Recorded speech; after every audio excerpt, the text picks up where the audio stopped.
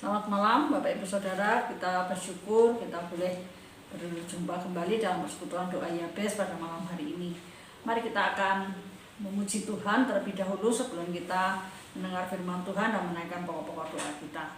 Kita akan menyanyikan lagu dari RW 1 nomor 206, Kasih. Kita nyanyikan lagu ini bersama-sama.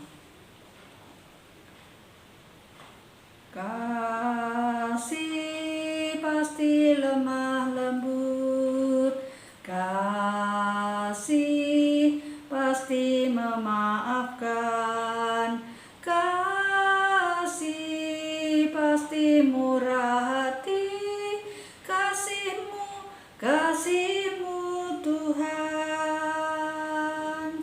Ajarilah kami ini saling mengasihi, ajarilah kami ini saling mengampuni, ajarilah kami ini kasih-Mu ya Tuhan, kasih-Mu kudus tiada batasnya. Kasih pasti lemah lembut, kasih pasti memaafkan, kasih pasti murah hati, kasihmu Tuhan. Ajarilah kami ini saling mengasihi, ajarilah kami ini saling mengampuni, ajarilah kami ini kasih-Mu ya Tuhan, kasih-Mu kudus tiada batasnya. Mari kita masuk dalam doa. Kami bersyukur Tuhan kami boleh bersama-sama kembali dalam persekutuan doa Yabes. Ya Tuhan memberkati persekutuan kami ini dari awal sampai akhir. Berkati puji-pujian yang kami lantunkan, firman Tuhan yang kami dengarkan. Demikian juga pokok-pokok doa kami yang akan kami panjatkan. Biarlah Tuhan boleh mendengar setiap seru doa kami dan Tuhan boleh menikmati ibadah pada malam hari ini. Terima kasih Tuhan, ampuni dosa-dosa kami, sucikan halayakan kami. Dalam Yesus kami berdoa, amin. Mari kita akan persiapkan diri kita untuk mendengar firman Tuhan. Kita akan menyanyikan dari KPPK nomor 295. Ku pancarkan keindahan-Mu. Tuhan, ku pancarkan keindahan-Mu dan kasih yang ajaib, kasih yang murni. Budi bahasaku disucikan Roh-Mu hingga ku pancarkan keindahan-Mu. Tuhan, ku pancarkan keindahan-Mu dan kasih yang ajaib, kasih yang murni. Budi bahasaku disucikan Roh-Mu hingga ku pancarkan keindahan-Mu. Kita siapkan hati kita untuk mendengar firman Tuhan. Saat malam Bapak Ibu dikasihi Tuhan, kita berjumpa kembali dalam persekutuan doa Yabes. Topik kita malam hari ini adalah hidup dalam kasih yang diambil dari 1 Yohanes 4 ayat 7 sampai 21. Namun saya akan bacakan di ayat 7 dan 8 saja. Sebelum kita baca dan merenungkan firman Tuhan, mari kita mohon pertolongan Tuhan, kita berdoa. Tuhan, sebentar kami mau membaca dan merenungkan firman Tuhan. Tuhan tolong kami mau mendengarkan firman Tuhan, kami siap ditaburi oleh benih firman-Mu. Terima kasih, dalam nama Tuhan Yesus kami berdoa. Amin. 1 Yohanes 4 ayat 7 dan 8. Demikianlah bunyi firman Tuhan. Saudara-saudaraku yang kekasih, marilah kita saling mengasihi, sebab kasih itu berasal dari Allah, Dan setiap orang yang mengasihi lahir dari Allah dan mengenal Allah. Barang siapa tidak mengasihi, ia tidak mengenal Allah, sebab Allah adalah kasih. Saudara yang kasih oleh Tuhan, kasih adalah salah satu elemen terpenting dalam kehidupan manusia. Sekalipun gelarmu sebanyak apapun, jabatanmu setinggi apapun, serta hartamu setinggi gunung pun, kalau engkau hidup dalam kasih, maka hidupmu akan terasa hampa. Setiap orang membutuhkan kasih di dalam hidupnya. Saudara kasih Tuhan, kasih adalah hal yang esensial dalam iman Kristen. Kekristenan tanpa kasih adalah omong kosong. Kasih adalah karakter utama di dalam kekristenan, karena Allah kita adalah kasih. Kasih yang dimaksud oleh Yohanes bukanlah kasih secara umum, tapi kasih di sini bersifat teosentris, berpusat kepada Allah. Saudara kasih Tuhan, setiap bulan Februari banyak orang merayakan hari Valentine sebagai hari kasih sayang. Namun saudara sekalian, sebelum ada hari Valentine, Tuhan telah mengajarkan kepada kita untuk hidup dalam kasih, hidup saling mengasihi satu dan lain. Jauh-jauh sebelum hari Valentine, firman Tuhan sudah mengajarkan kepada kita untuk hidup saling mengasihi. Saudara yang kasih oleh Tuhan, dalam Yohanes 13, 34 dan 35, di situ Tuhan Yesus katakan, Aku memberikan perintah baru kepada kamu, yaitu supaya kamu saling mengasihi, sama seperti aku telah mengasihi kamu. Demikian pula kamu harus saling mengasihi. Dengan demikian semua orang akan tahu bahwa kamu adalah murid-muridku, yaitu jikalau kamu saling mengasihi. Dalam 1 Petrus 4:8 berkata, tetapi yang terutama, kasihilah sungguh-sungguh seorang yang lain, sebab kasih menutupi banyak sekali dosa. Dalam 1 Korintus 13 ayat 1 berkata, sekalipun aku dapat berkata-kata dengan semua bahasa manusia dan bahasa malaikat, tetapi jika aku tidak punya kasih, aku sama dengan gong yang berkumandang dan canang yang gemerincing. Saudara kasih Tuhan, tanpa kasih hidup kita jadi tidak berarti apa-apa. Hidup kita jadi kosong hampa. Semua menjadi hampa dan kosong. Bahkan apapun yang kita perbuat, semuanya menjadi sia-sia. Bagi Tuhan Yesus, kasih memang tidak cukup hanya diajarkan atau teori, dijadikan simbol, slogan atau wacana semata, tapi harus melekat dalam gaya hidup muridnya. Untuk itu Yesus memberi pengajaran dan sekaligus teladan bagi manusia. Ketika ia memberi perintah untuk mengasihi, ia telah mempraktekkan kasih itu terlebih dahulu. Yesus tidak berteori tentang kasih, tapi hidupnya adalah teladan bagaimana mengasihi yang sesungguhnya. Kekristenan percaya bahwa manusia pada dasarnya telah jatuh dalam dosa dan tidak dapat melakukan kebaikan dan menunjukkan kasih kepada orang lain. Sekalipun nampaknya bisa, namun perbuatan baik dan kasih seorang pendosa lakukan selalu disertai dengan motif yang tidak benar dan berfokus pada keuntungan dirinya. Apa yang mereka lakukan adalah seringkali merupakan sebuah pencitraan, bukan dari hati yang tulus. Namun kepada manusia yang berdosa ini, Allah telah menyatakan kasih-Nya kepada kita dalam karya Tuhan Yesus Kristus. Inkarnasinya ke bumi untuk misi keselamatan. Harga mahal yang dibayar oleh Allah demi kasih-Nya kepada kita adalah anak-Nya sendiri, satu-satunya. Dan salib di Bukit Golgota adalah bukti kasih-Nya yang tiada taranya. Bukan kita yang lebih dahulu mengasihi Allah, melainkan Allah yang telah lebih dahulu mengasihi kita. Allah menyatakan kasih-Nya dengan mengaruniakan anak yang tunggal untuk menyelamatkan manusia, supaya setiap orang yang percaya kepadanya tidak binasa, melainkan beroleh hidup yang kekal. Yohanes 3:16. Bahkan Roma 5 ayat 8 katakan Allah telah menunjukkan kasih-Nya, atau terjemahan lain dikatakan Allah telah membuktikan kasih-Nya kepada kita oleh karena Kristus telah mati untuk kita ketika kita masih berdosa. Ini adalah bukti terbesar dari kesempurnaan kasih Allah.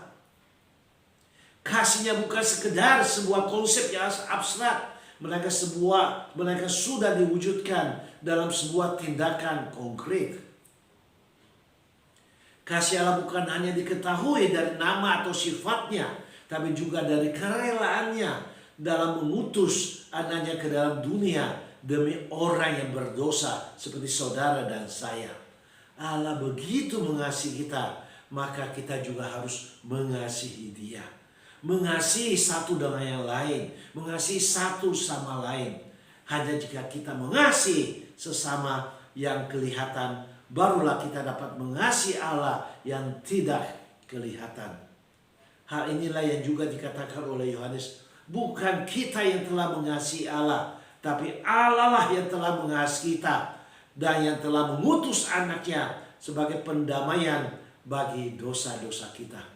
Jikalau Allah sedemikian mengasihi kita, maka haruslah kita juga saling mengasihi. Ayat 10 dan ayat yang ke-11.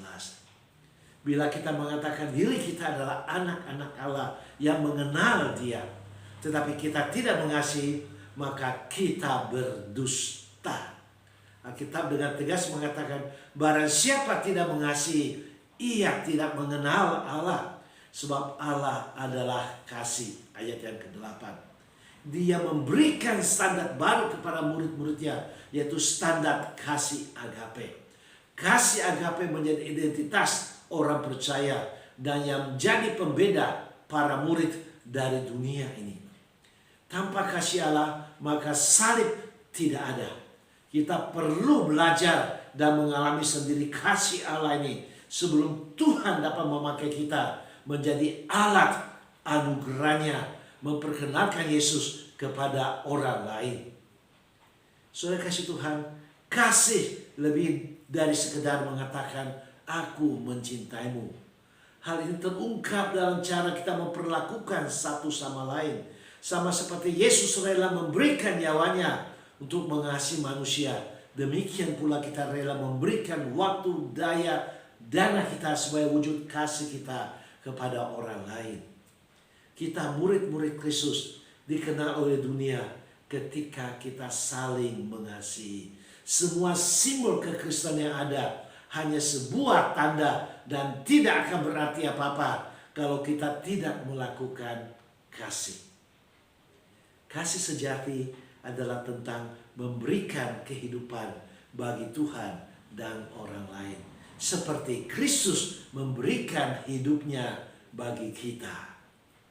Saudara kasih Tuhan, ingatlah, mengasihi adalah sebuah perintah, bukan sebuah ajakan.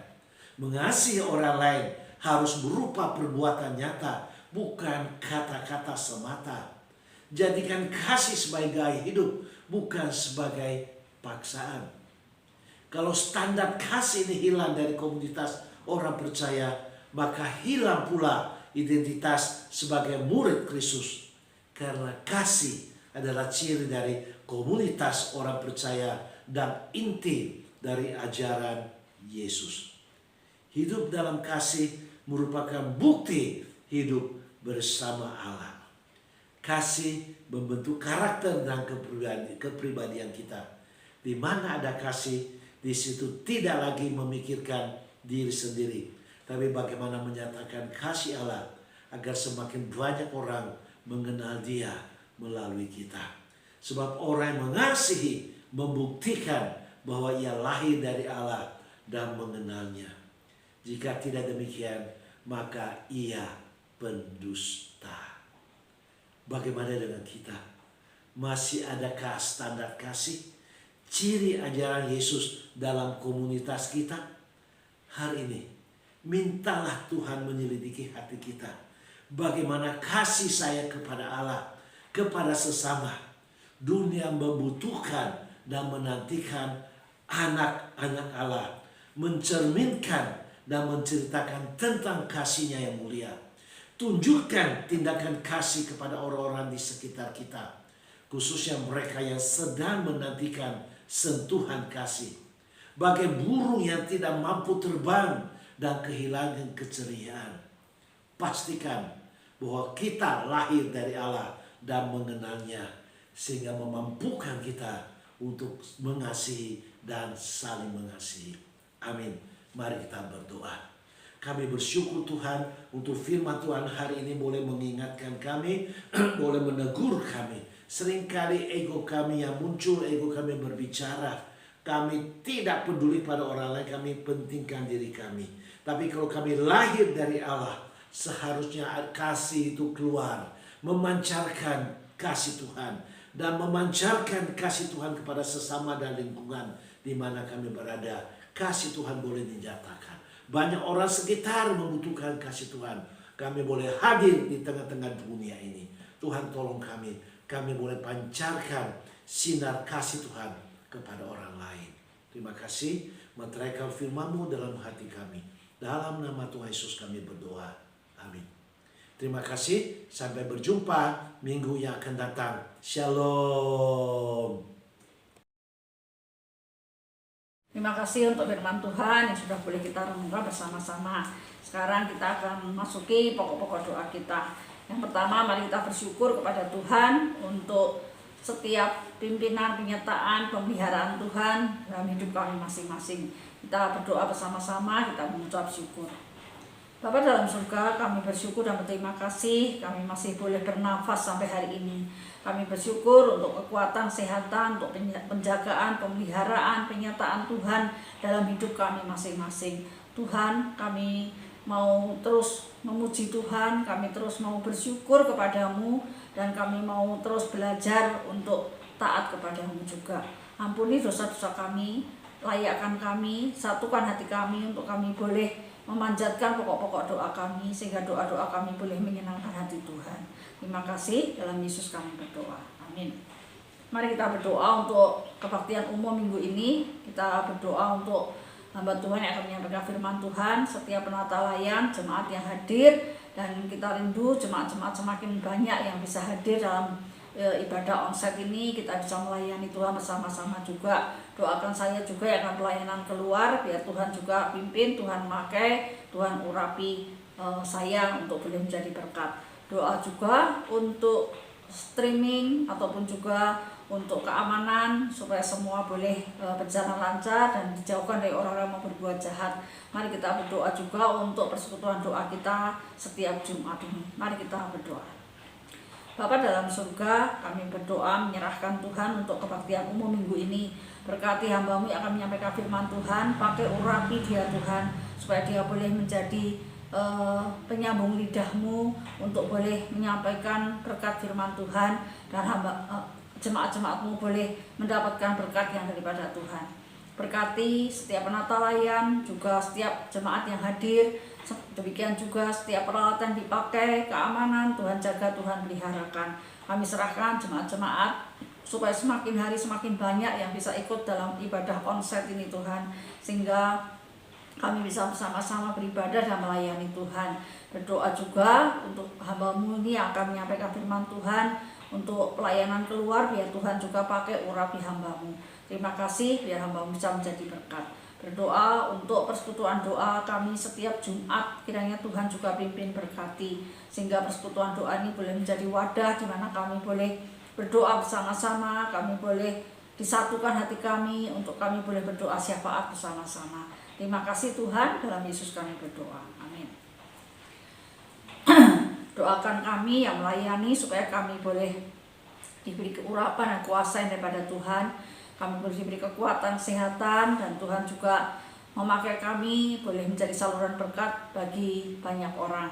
Doakan anak-anak kami supaya Tuhan beri mereka kekuatan, kesehatan, Tuhan pimpin masa depan mereka, usaha, pekerjaan, dan segala rencana mereka ke depan.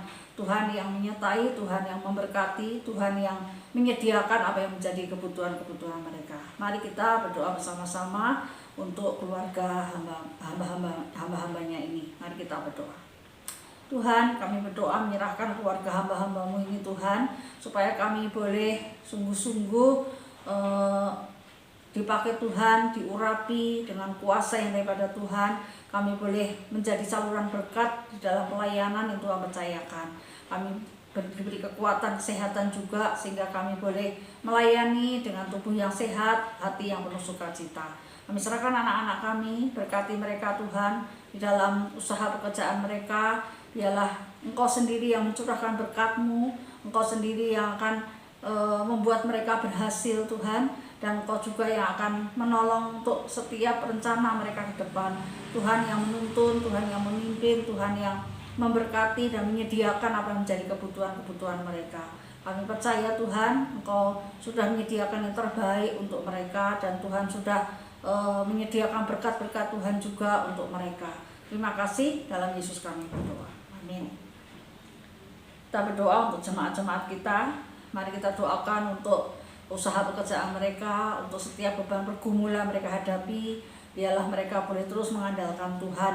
Kita doakan untuk keluarga mereka masing-masing. Kita berdoa untuk si Wawa, supaya Tuhan pulihkan, Tuhan sembuhkan secara tuntas, sehingga dia benar-benar boleh sembuh, sehat, bisa kembali untuk beraktivitas, bisa kembali untuk beribadah dan melayani Tuhan. Kita doakan juga untuk jemaat-jemaat kita yang sedang bergumul untuk hari depan mereka, baik untuk pekerjaan mereka, juga untuk masa depan mereka, khususnya untuk teman hidup mereka. Kita doakan biar Tuhan menyediakan orang-orang yang tepat untuk mereka, dan mereka bisa melayani bersama-sama. Mari kita berdoa bersama-sama untuk jemaat-jemaat kita. Bapa dalam surga, kami berdoa menyerahkan jemaat-jemaat-Mu dalam pergumulan-pergumulan mereka Tuhan, baik dalam keluarga, pekerjaan, dalam pelayanan, di dalam segala sesuatu. Biar mereka boleh terus mengandalkan Engkau, mereka boleh mengikut sertakan Engkau di dalamnya, dan mereka boleh fokus hanya kepadamu. Tuhan, berikan mereka kekuatan, kesehatan. Tuhan, berkati usaha pekerjaan mereka. Tuhan juga berkati kesehatan mereka. Untuk si Wawa, Tuhan terus tolong, topang dia Tuhan, supaya dia benar-benar boleh dijamah, disembuhkan secara tuntas, sehingga dia bisa beraktivitas, bisa kembali ke gereja, beribadah dan melayani kembali. Kami serahkan jemaat-jemaat kami yang sedang lemah tubuh. Tuhan juga lawat mereka, Tuhan jamah mereka, Tuhan beri kesembuhan, dan mereka boleh menikmati berkat kesembuhan, kesehatan yang daripada Tuhan. Kami serahkan juga Tuhan untuk jemaat-jemaat kami yang sedang bergumul untuk hari depan mereka, khususnya untuk teman hidup. Tuhan, kami terus berdoa, Tuhan menyediakan orang-orang yang tepat untuk mereka Tuhan, sehingga mereka boleh bersama-sama melayani, mereka sama-sama bertumbuh di dalam iman kerohanian mereka. Terima kasih Tuhan, di dalam nama-Mu kami berdoa. Amin. Mari kita berdoa untuk bangsa dan negara kita. Kita doakan untuk para pemimpin-pemimpin kita, supaya Tuhan memberikan hikmat kepada mereka, memberi kekuatan, kesehatan, dan Tuhan menolong mereka di dalam segala persiapan-persiapan ataupun juga hal-hal yang sudah dan akan mereka kerjakan. Kita doakan juga untuk pemilu yang akan datang, supaya Tuhan memilihkan pemimpin yang tepat yang bisa menggantikan dan melanjutkan program-program Pak Jokowi. Mari kita berdoa bersama-sama. Tuhan Yesus, saat ini kami mau mendukung dalam doa untuk bangsa dan negara kami. Berdoa untuk para pemimpin negara kami Tuhan. Kau beri mereka kekuatan, kesehatan, Kau berikan mereka hikmat, supaya mereka bisa memimpin negara ini dengan hati yang takut akan Tuhan. Mereka boleh mempersiapkan segala sesuatu yang sudah mereka rencanakan, biar mereka boleh lakukan dan jalankan semuanya itu dengan baik. Berdoa untuk pemilu yang akan datang. Tuhan, pilihkan kami pemimpin yang takut akan Tuhan, pemimpin yang mencintai bangsa dan negara ini, pemimpin yang sungguh-sungguh bisa melanjutkan program-program Pak Jokowi, sehingga negara ini boleh menjadi negara yang maju. Terima kasih Tuhan, kami mau serahkan bangsa dan negara kami ke dalam tangan Tuhan. Dalam Yesus kami berdoa. Amin. Kita tetap mendukung dalam doa untuk gempa yang terjadi di Turki, dengan korban-korban yang semakin hari semakin bertambah terus. Kita juga doakan untuk gempa di Papua beberapa waktu yang lalu, ataupun juga gempa-gempa di tempat lain.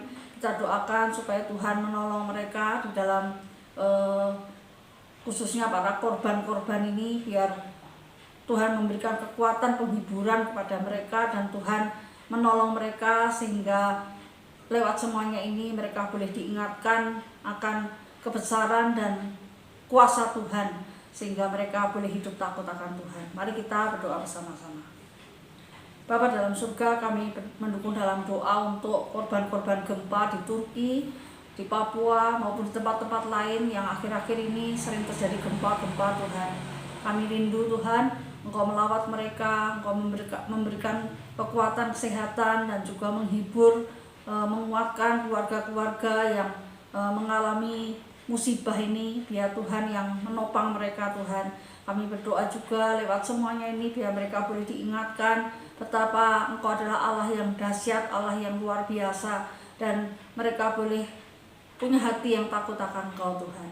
Terima kasih, kami serahkan untuk pemerintah-pemerintah daerah yang mengurus semuanya ini supaya mereka boleh sungguh-sungguh konsen dan bisa membantu mengatasi untuk para korban-korban gempa ini. Terima kasih Tuhan, dalam nama-Mu kami berdoa. Amin.